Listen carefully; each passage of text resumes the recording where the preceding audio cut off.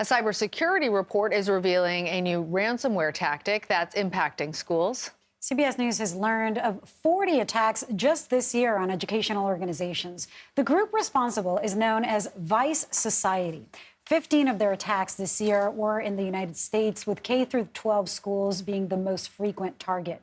Cybersecurity firm Palo Alto Network says the group not only holds data hostage for a fee, but it also threatens to leak it online. CBS News Homeland Security and Justice reporter Nicole Sganga joins us now. Nicole, it's always good to see you.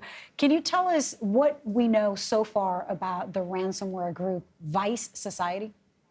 Yeah, the group first popped up in 2021, and since then, this sort of deliberate targeting of schools they've done, it's racked up the attention of federal law enforcement, educators, and cybersecurity researchers, particularly after they claim to be the ones behind a ransomware attack at Los Angeles Unified School District earlier this year. That's the second largest school district in the U.S. The group uses what's called a double extortion playbook. Lilia, you mentioned it before, and if it sounds malicious, it's because it is. You know, not only do cyber criminals hold stolen data hostage for this hefty fee, but they threaten to leak that information online if that ransom is not paid. Now, you mentioned researchers at Palo Alto Networks found the group targeted more than 40 schools and educational organizations this year alone, 15 of those in the U.S., 10 in the U.K.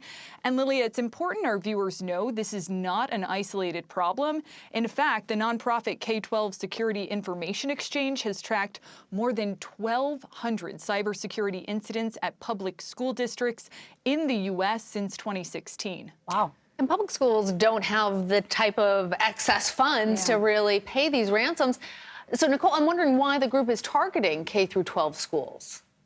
Lana, it's a great question. Two big reasons behind the targeting of schools, particularly K through 12, as you mentioned. The first is access.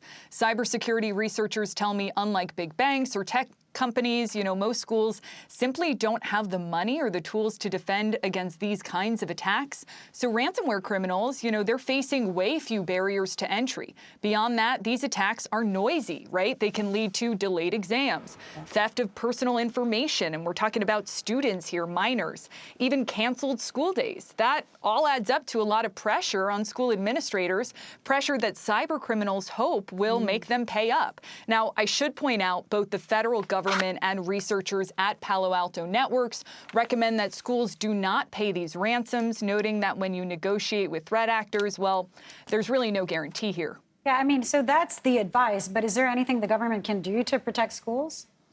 Yeah, Lilia, the U.S. government has previewed a plan to enhance cybersecurity protections in local communities. And we expect in the coming months, we're going to see a renewed focus on some vulnerable targets, not only K-12 schools, but also hospitals, water treatment facilities. Now, in the meantime, there are some things that schools can do, including investing in and safeguarding against common ransomware variants.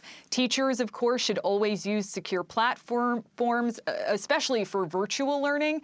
Now, when it comes to parents and students, there's always basic cyber hygiene. You know, get creative with your passwords, switch them up often, avoid clicking on links sent to your texts and emails, particularly if you don't recognize the sender. And as annoying as it might seem, always keep your software updated. If you or your child has a computer, a cell phone, or an iPad, you know, there are things you can do to safeguard yourself and your community against a cyber attack today.